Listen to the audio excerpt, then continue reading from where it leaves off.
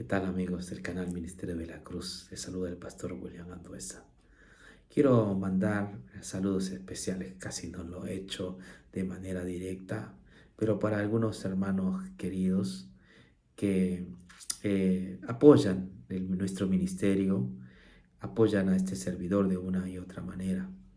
O también hemos tenido pláticas en privado con respecto al Evangelio. Y saludos a Joaquín, a Ofelia, a Elvia, saludos a Gaby, a Pepe, a Octavio, saludos a Marco Rivera, saludos a Elizabeth Perdono en Nueva Jersey, saludos a Lidia, saludos a Jacqueline, lo que hoy tenemos un grupo pequeño que va creciendo de a poco. Saludos a los hermanos, extendemos nuestros saludos a los hermanos del Ecuador, ¿no?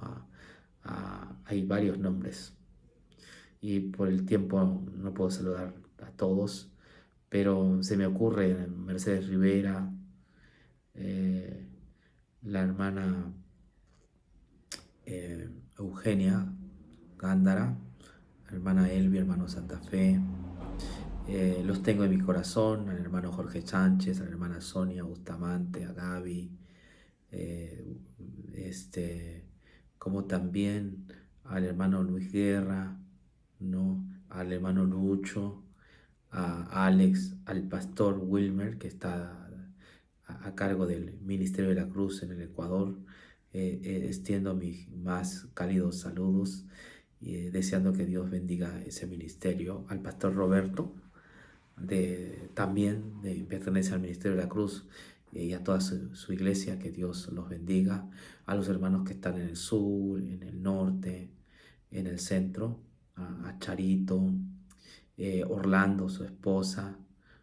Bueno, hay un sinnúmero de hermanos que eh, los tengo en mi corazón, a Gladys Cedillo, a Doctor Rilova, a su querida esposa, a Anita, quien va a ser intervenida quirúrgicamente este sábado, mis oraciones con ellos. Así que Dios continúe bendiciendo, ¿no? Hay una gama y una serie de hermanos que están en mi corazón, ¿no? Y por los cuales oro en mis tiempos de dedicación. Así que Dios los bendiga. La hermana Magdalena eh, también ha colaborado siempre y sé que ora para que me vaya bien. Los hermanos oran para que me vaya bien y pues me va bien gracias a que hay un grupo de hermanos de diferentes partes del mundo, ¿no? Que nos dan su apoyo, que nos dicen que están orando, nos mandan un saludo. Así que si alguien olvidé, mil disculpas, pero usted sabe que lo tengo en el corazón y que reconozco pues el aprecio. Me acuerdo ahora de Carmita, esposa de Santa Fe, una muy querida hermana. Que Dios la bendiga. Natalie, que también no la he visto, pero su mamá, ¿no? Que Dios lo bendiga. Ellos simpatizan con el Ministerio de la Cruz. Y a todos aquellos que ven en el Ministerio de la Cruz un ministerio que pues enseña a Cristo, ¿no? Que la finalidad de este ministerio no es otra cosa que exaltar a Jesús. Él es el Rey y el Señor. Él es el Mesías. Y casualmente hoy tengo un mensaje referente a Cristo. Lo he titulado, Él es la razón de la iglesia. Jesús es la razón de la iglesia. Él es la razón de la iglesia. Y lo voy a hacer basado en el libro de Juan, el capítulo 3. Escuchemos la historia. Después de esto, Jesús fue con sus discípulos a la región de Judea, se quedó allí con ellos y bautizaba. Juan también bautizaba en Enón, junto a Salim, porque había allí abundancia de agua, y venían y eran bautizados. Juan no había sido encarcelado aún, entonces hubo una discusión entre los discípulos de Juan y unos judíos acerca de la purificación. Fueron a Juan y le dijeron: Rabí, el que estaba contigo del otro lado del Jordán, de quien tú diste testimonio, está bautizando y todos van a él. en estos pocos versículos que hemos leído, allí hay un problema que se suscita. Y yo noto que es un problema eh, grande, ¿no? Hay un problema grande en esa época. Y, y lo que tenemos que detectar es el problema. Juan lo narra, lo describe. Juan no intenta evadir el problema. Él hace referencia del problema. Y creo que todos estos textos bíblicos hablan del problema que se estaba suscitando, qué estaba pasando en esa época, en el primer siglo. Sucede que dice que Jesús fue con sus discípulos a la región de Judea. Se quedó allí con ellos y dice que Jesús bautizaba. Sorprendente. No había pasado mucho de que Juan el Bautista había bautizado a Jesús. Y esto había, digamos, el día anterior. O sea, había pasado poco tiempo y ahora Jesús está en Judea, de un lado del río Jordán. Y el texto menciona que bautizaba. Aunque sabemos por el mismo libro de Juan, les invito a ver el 4.1 y el 4.2, cuando Jesús supo que los fariseos habían oído que él ganaba y bautizaba más discípulos que Juan, salió de Judea y se fue otra vez a Galilea. Dice, aunque Jesús no bautizaba, sino sus discípulos. Bueno, de todas maneras, está clarificando Juan que Jesús no bautizaba, pero sus discípulos. De alguna forma, la predicación, el mensaje de Jesús, inducía a los conversos a tomar ese gran paso, esa decisión importante de su vida de bautizarse. Y es increíble que tan rápidamente Jesús bautizaba, o Jesús había sido bautizado, ahora bautizaban. Su ministerio comenzó a crecer de la noche a la mañana. Muchas personas venían a escuchar el mensaje de Jesús y en el ministerio de Jesús se bautizaba. En el otro extremo del río Jordán también estaba el mismo Juan el Bautista. Anotemos. Dice que él estaba en Enón, junto a Salim, porque allí había abundancia de agua y venían y eran bautizados. Entonces Jesús bautizaba. Juan el Bautista también en Enón, donde había abundancia de agua. Cogió un lugar donde había abundancia de agua y la gente venía y era bautizado por Juan el Bautista. Pero cuando se enteraron de que Jesús también estaba en esa región de Judea con sus discípulos, predicando el Evangelio, las personas eran bautizadas por el ministerio de Jesús. Entonces esto fomentó el descontento. Fomentó también el celos. Se levantaron celos. ¿Por qué si Jesús recién había sido bautizado? Como dice, se estaba iniciando.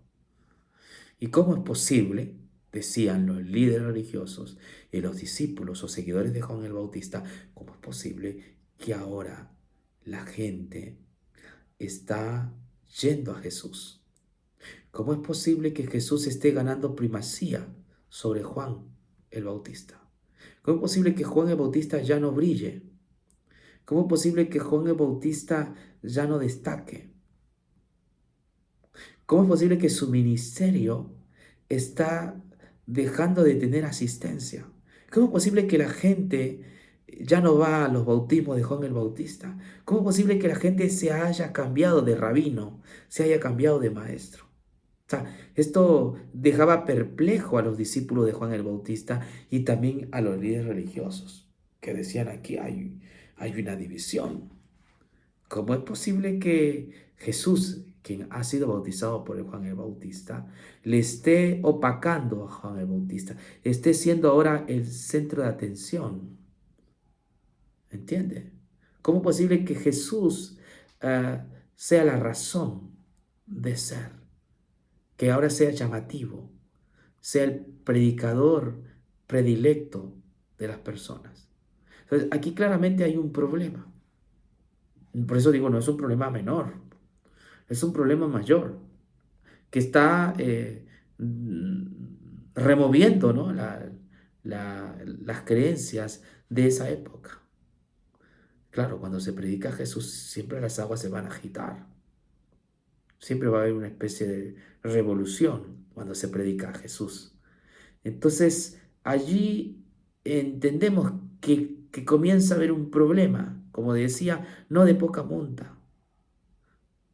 Como que ahí Jesús con su ministerio bautizando y por el otro lado está Juan el Bautista con su ministerio también bautizando. Hay dos ministerios bautizando en diferentes puntos. No están bautizando en el mismo lugar, sino en diferentes puntos. Y el texto del verso 24 dice, entonces hubo 25, entonces hubo una discusión entre los discípulos de Juan y unos judíos acerca de la purificación. Entonces ahora eso suscita pues opiniones, ¿no? Suscita discusión. Ahora los líderes religiosos, los que son los judíos, comienzan a disputar o discutir con los seguidores de Juan el Bautista. Entonces estaba en cuestión y el ministerio de Juan el Bautista, estaba en cuestión también el ministerio de Jesús. Había esta discusión. Los discípulos de Juan el Bautista no le podían dar una respuesta clara a estos líderes religiosos, porque hasta ellos mismos estaban confundidos. Hasta ellos mismos veían que su maestro no estaba perdiendo importancia, estaba perdiendo relevancia, estaba dejando de llamar la atención, estaba quedándose en el anonimato, ya no brillaba. Sus predicaciones ya no eran poderosas. ¿Usted se acuerda cuando inició Juan el Bautista? Si usted lee el Mateo el capítulo 4, cuando habla de el bautismo, o el capítulo 3, era un predicador exitoso. A mí me admira que en el desierto cautivaba a la gente, tanto que los de Jerusalén, de Judea, de los alrededores venían a ser bautizados por Juan el Bautista. Tuvo un ministerio bastante destacable, es importante, es revolucionario. La gente de todas las comarcas iban a este hombre que tenía una vestimenta rara, ¿no? Con pieles de oveja y una comida extraña, ¿no? A que los bautizara. Pero en un episodio de su vida, ya sus predicaciones no llegan. Ha perdido fuerza, energía, poder. El profeta del desierto está de capa caída, porque hay uno que él ha bautizado, que se llama Jesús. Está siendo el centro de atención. Ahora es la razón de ser. Ahora es un predicador descollante. Es el predicador predilecto de la época y la gente está yendo en masa a escuchar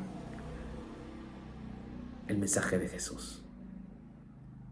Y bueno, en ese sentido, naturalmente, el texto nos dice que fueron a Juan, los discípulos de Juan, dice así el verso 26, y le dijeron, Rabí, el que está contigo, el que estaba contigo del otro lado del Jordán, de quien tú diste testimonio, está bautizando y todos van a él. O sea, ellos están impávidos, probablemente llenos de celos, y quieren provocar a celos a Juan el Bautista. Pero mira lo que está ocurriendo, maestro. ¿Cómo es posible? Aquel que tú bautizaste y de que diste testimonio, ¿no? Ese llamado Jesús está bautizando y todos van a él. Te estás quedando solo, Juan. Has perdido poder, has perdido dinamismo, energía, has dejado de ser el centro de atención. Ya no vienen muchos a bautizarte. Tus sermones dejaron de ser eficaces, contundentes, persuasivos. Ahora las personas quieren ir a Jesús y ser bautizados por el ministerio de Él. ¿no? Y quieren provocar a celos o a envidia a Juan el Bautista. Van con ese mensaje. Pero ¿saben qué? Juan el Bautista era un instrumento que tenía bien claro la película. Tenía los pies sobre la tierra. Qué diferente a los predicadores de hoy día, que quieren mostrarse como el espectáculo, como el centro de atención, como que si tuvieran energía y poder, y tienen miles de seguidores. Qué distinto. Juan tenía las cosas claras, sabía en qué consistía su llamamiento. Él entendió bien la misión, el camino que Dios le había dejado. Él no se confundía como hoy, o muchos líderes después de esta historia religiosos han querido ser el centro de atención, el motivo de razón de ser de la iglesia. Sin ellos la iglesia no sigue. Sin ellos la iglesia no puede continuar. Y no se dan cuenta que somos solo meros instrumentos, que Dios nos tiene hoy y después Dios nos saca del escenario, que Dios nos tiene hoy para ser instrumentos, vehículos, para poder llevar a otras personas al encuentro con Jesús. Para eso Dios nos puso. Pero muchas veces la iglesia confunde las cosas. Veamos qué pasó con Juan el Bautista, cómo reaccionó ante tal afirmación, aseveración de sus discípulos. Dice el verso 27. Juan respondió: el hombre no puede recibir nada que no le sea dado del cielo. Juan respondió: el hombre no puede recibir nada que no le sea dado del cielo. Aquí está hablando de que la misión de Jesús corresponde a una misión celestial y que Él está en concordancia con eso. Posiblemente hace referencia cuando Jesús fue bautizado por Juan el Bautista y una voz del cielo que decía: este es mi Hijo amado, en quien tengo complacencia. Entonces Juan está dando ese repaso, haciéndoles recordar. Además puntualiza más abajo: vosotros mismos sois testigos de que dije, yo no soy el Cristo, sino que soy enviado delante de Él. Fíjese aquí, Juan el Bautista tiene claro, está bien parado, la tiene clara. Yo les dije, yo no soy el Cristo. Yo no soy el Cristo. Yo solo soy enviado delante de Él. Yo vengo a preparar el camino. O sea, yo soy un instrumento. Yo preparo el camino. Quito las piedras, relleno los huecos, derribo los montes, pero yo vengo a, a presentar a Jesucristo. Yo vengo a presentarles a Él. Por eso les dije, yo no soy el Cristo. En otras palabras, no soy la razón de ser. No soy el centro nervioso. No soy el centro de atención. No soy la prioridad. No soy el fundamento. Juan, el profeta del desierto, la tenía clara. La gente tenía que ir a Jesús. Fíjese cómo él continúa con su mensaje. El que tiene la novia es el novio. El amigo del novio que asiste y lo oye, se alegra mucho al oír su voz. Así, mi gozo se ha cumplido. Él tiene que crecer y yo menguar. ¿Sabes cómo se declara Juan el Bautista? Yo soy el amigo. Yo no soy el novio. El que tiene a la novia es el novio. Referente a Jesús. Jesús es el novio. Y Él tiene a la novia, que es su iglesia. Y Juan dice, yo soy el amigo. Por lo tanto, si soy el amigo, el texto bíblico dice, y habla de la parte amical, ¿no? Si yo soy el amigo que asiste, que ve, que oye, se alegra mucho al oír su voz. Juan el Bautista se alegraba mucho al escuchar la voz de Jesús. No sentía envidia, no sentía celo de Jesús. Jesús, sin duda alguna, estaba opacando el ministerio de Juan el Bautista. Juan el Bautista dejaría el escenario. Dejaría de ser el predicador, el profeta del desierto. Dejaría de ser el paladín, el mensajero, el que abre el camino, el que prepara el Señor. Ya había cumplido su misión, su trabajo. Y él había sido llamado para hablar de las riquezas de Cristo. Él había sido llamado para mostrar a las personas que Él era el Cordero de Dios que quita el pecado del mundo, que es el único antídoto, que es el perfecto y único Salvador. Juan había presentado esa verdad. Nunca fue su propósito traer gente para sí, y que la gente admire su sabiduría, admire su santidad, admire su perfección, admire su anarquía, admire su elocuencia, admire su alimentación. No, Juan el Bautista fue llamado para presentar a los pecadores a Jesucristo, el Hijo de Dios, el Mesías, la razón de ser de la iglesia. Juan el Bautista, por eso tiene bien claro las cosas. No se confundía. Él no sentía envidia. Él no sentía celos por Jesús. Porque si Jesús está siendo el centro de atención, se está cumpliendo con el mensaje bíblico. ¿Nos dice la Biblia que en Él y para Él son todas las cosas? Además, concluye Juan con lo siguiente. Yo asisto y lo oigo. Se alegra mucho al oír su voz, así que mi gozo se ha cumplido. Mi gozo se ha cumplido. A mí me gustaría, cuando esté en las postrimerías de mi ministerio o en las postrimerías de la vida,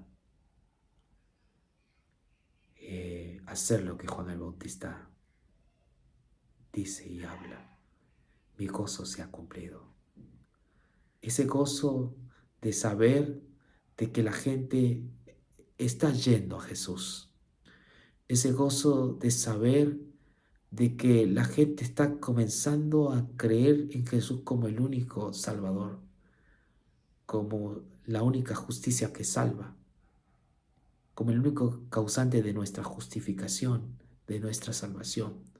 A mí me encantaría saber que cuando esté por cruzar el Jordán y vaya al sepulcro frío, me encantaría saber de que cumplí y que mi gozo está cumplido, a lo cual fui llamado a llevar a las personas a los pies de Jesús, a entender que a Él hay que exaltarlo, que la sabiduría viene de Él, que la salvación viene de Él, que Él es el que las Escrituras mencionaban, Cristo, el Mesías, el Hijo de Dios, la única razón de nuestra existencia, el único motivo de nuestra adoración, la única causa de nuestra salvación, el que debe recibir la gloria, el homenaje, la gloria, Jesucristo, el Hijo de Dios. Mi gozo se ha cumplido, dice Juan el Bautista. Él se da cuenta que ya no importa. Ya no estoy brillando. Ya no tengo las mismas referencias. Ya no soy el protagonista de esta historia, porque yo solo fui un representante. Yo solo fui un instrumento en la mano de Dios. Yo fui llamado para que la gente vea en Jesús su única esperanza de salvación.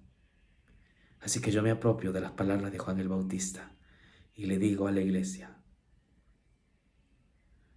que mi objetivo y propósito es y será que las personas pongan su mirada en Jesucristo y sean salvas.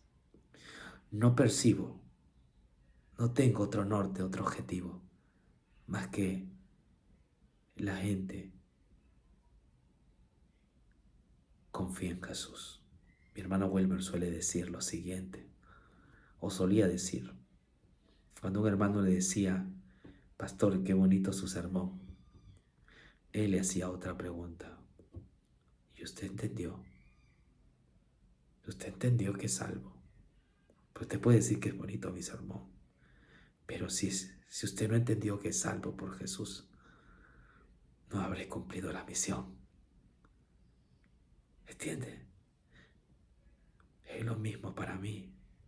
Si yo sé que usted cree que es salvo solamente por la justicia de Jesús y solo la justicia de Jesús le salva, yo habré cumplido mi misión. Y eso es para mí una alegría. Saber de que no soy yo el que salvo.